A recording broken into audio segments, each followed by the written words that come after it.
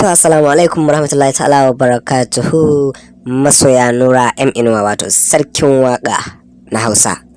Barkanmu da warhaka da fatan kuna cikin ƙoshin lafiya. Kafin mu je ga ainihin zancen mu wanda ya kasance sabo ne ma'ana sabon zuwa ne kan wannan YouTube channel namu sai mana subscribe. Sannan na alamar ƙararrawa domin sanar da ku sabbin shirye-shirye mu zaran mun daura. Ko kuma sabbin labarukan mu zaran mun daura, especially na masoyan mu na Kannywood. To kafin mu ce wani abu bayan kun yi subscribe, wato Nura M Inuwa gaskiya shahararre ne sosai a harka ta waka ta nanaye na Hausa da ma dai waka da sauransu ne makamancin wakar biki, birthday, musamman wakar soyayya. Sannan gaskiya ya fi nishadantar da masoyansa musamman iya waƙoƙin soyayya. A gaskiya jarumi Nura M Inuwa ya kasance mutum ne mai baiwa sosai, domin dukkanin mutane suka kasance masu tashi ma'ana wa'anda ɗaukaka ta suke su, to daga sun yi shekara kaɗan ne za a ga wannan ɗaukakar tasu ta yi ƙasa. To amma shi gaskiya ɗaukakarsa tana da abin ban mamaki, domin Nura M Inuwa a gaskiya kasance ya jima yana kan wannan sarautar nan tasa, ma'ana yana da masoya da dama a ƙasashen da muke da kuma ƙasashen maƙotanmu da ma na nesa baki ɗaya. Sannan jarumi Nura M Inuwa gaskiya kasance mutum ne wanda bai da girman kai, to amma fa sai dai wannan karon ya zo da wani abu da ya kasance ya sha bamban da yadda aka san sa. Jarumi Nura M Inuwa ya kasance na wakar soyayya, aure da ma dai birthday da sauransu, to amma yanzu ya zo yana kan cewa shi zai ma daina waka. To an zo an yi cece ku ce har ana yin zanga-zanga masoyansa akan ta zai daina waka da sauransu. To an ci sa'a masoyansa sun ci galaba, bai daina ba domin wannan shekara ma sai da cire musu sabon album.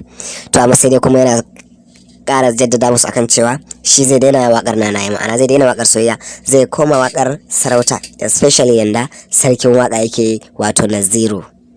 To kuma soyan Nura M Inuwa ya kuka ce kuna a matsayin masoyansa sannan masu sauraron waƙoƙinsa a kodayaushe, menene bayanin ku game da wannan abin da ya faɗa shi zai bar waƙar nanaye ya koma wajen su waƙar sarauta? Shin kun amince sannan kuma kuna son hakan, koko a ganin ku idan har ya muku haka za ku iya barin sa, ma'ana za ku daina son waƙoƙinsa? Sai dai a mafakar dai kuma manta shi an ce soyayya na gaskiya ba ta taɓa gushewa. Idan har da gaskiya ake son sa, ni da tunanin za a iya goya mara masa baya ya rinka yi kuma za a ji shi sosai, ko masoyansa sai dai masu fi na da.